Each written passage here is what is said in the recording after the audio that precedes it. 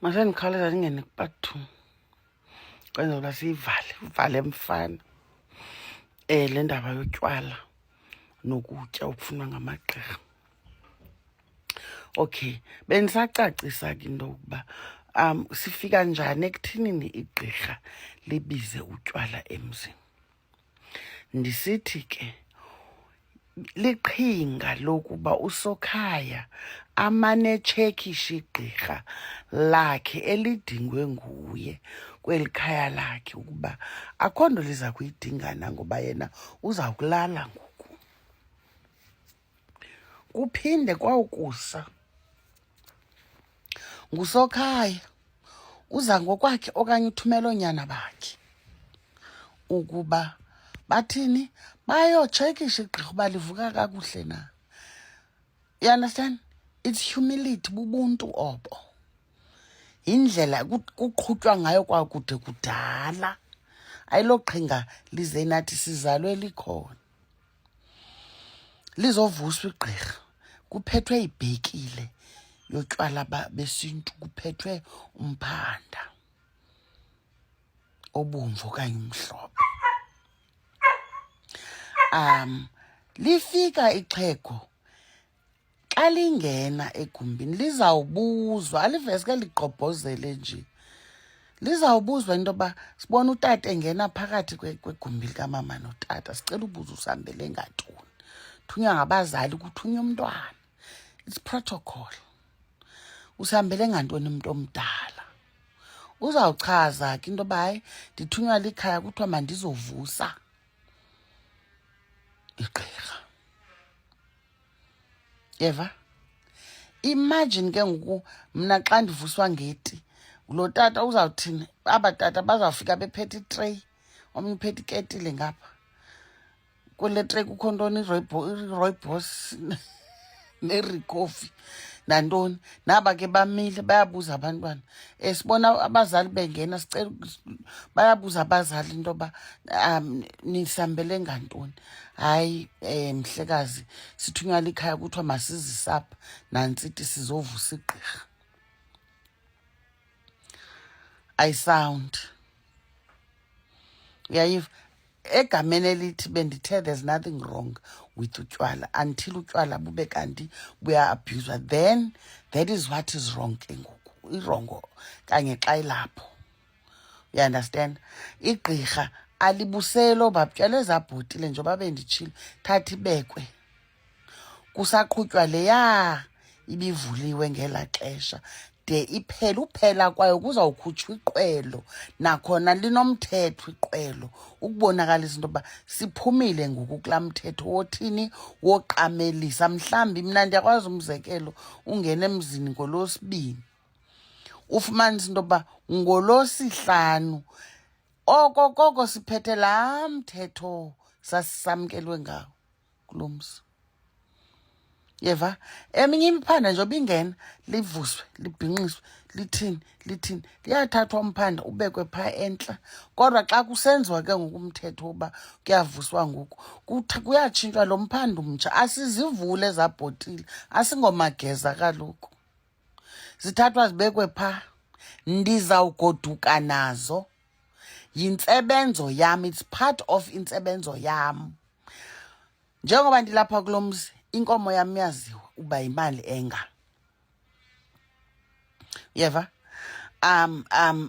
Ezibhotile le miphanda imane ingena mvuso mqamelo. Ndizosebenza kweli khaya.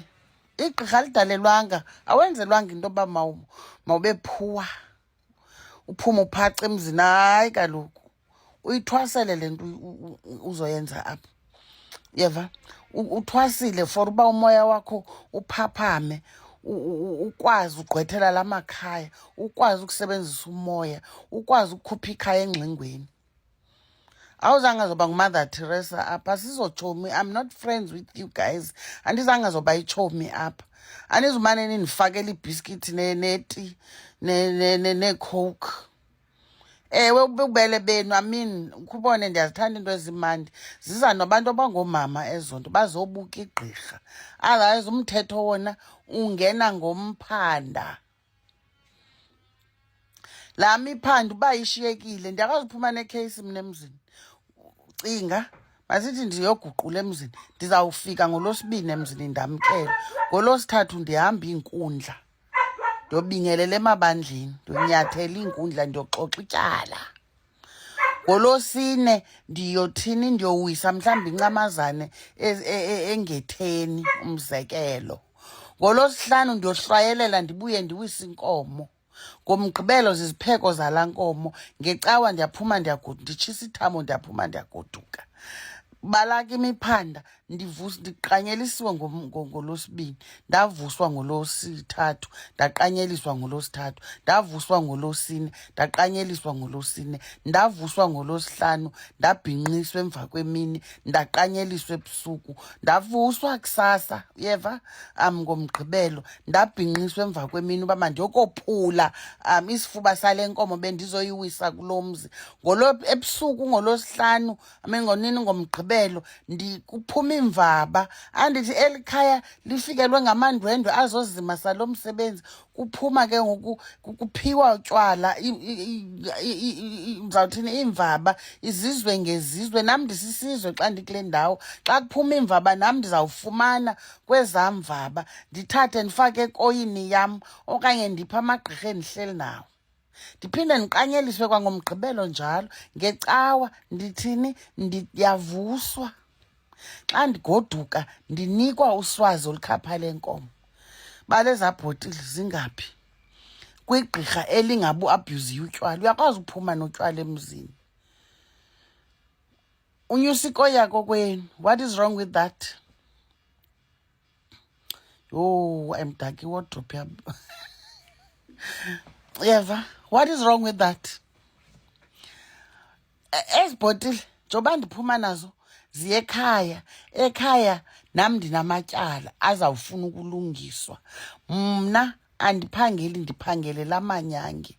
Oosista bam, oobratha bam baphangela phi? eRhawutini, emayini, umzekelo. Uyeva, bazawubuya nemali ezawuthini, esizawukwazi ubambisana uba senze silungise izinto zekhaya, amatyala elikhaya.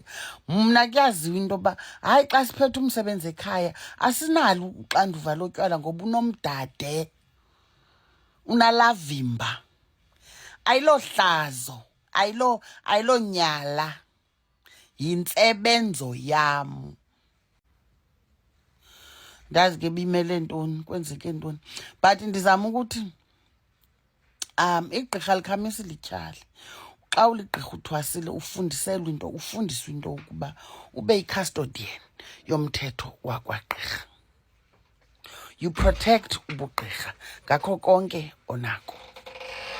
Uyabulwela ubugqirha endaweni yokuba ubunyembe uligqirha.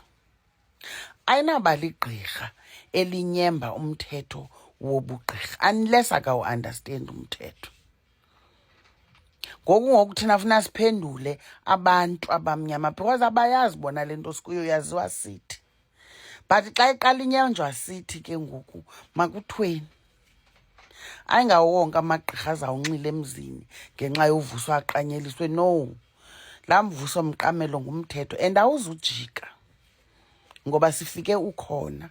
Awuzujikwa sithi ubugqirha abuzuphalala ezandleni zethu. Naba sibathwasisayo sibathwasisele into yokuba, sibaqeqeshele into yoba nabo bangabuphunguli. Umthetho mawufane, umthetho, igqirha malingasokoli. Awuzuduhambe ecaleni kwesihlangu ngenxa yobuligqirha. Ubugqirha kuthiwa matha xa uligqirha, woyike nobiza okulilungelo kuwe. Ukuvuswa nokuqanyeliswa kulilungelo legqirha. Uyayiva, asikho senkonzweni apha, asikho sebholeni apha, usisebugqirheni. Ndizosebenza kulo mzi, azange aza kwakho abutshomi. Uyayiva, andikho senkonzweni. Ndizawuphuma neemfanelo zam eziyinkomo yam. Ngelinye ixesha xa uphalaze igazi uyakwazi nophuma nomrhwino. Abanye abaziwazi kwa umrhwino uba yintoni. Xa ndiphuma ndifike ekhaya ndiphethe igusha, uyayiva, ndandisa ubutyebi basekhaya, ndizosebenza impangelo. Ndizama ucacisa loo nto bethunani, otherwise ayilwanga, sixabenanga, camaku.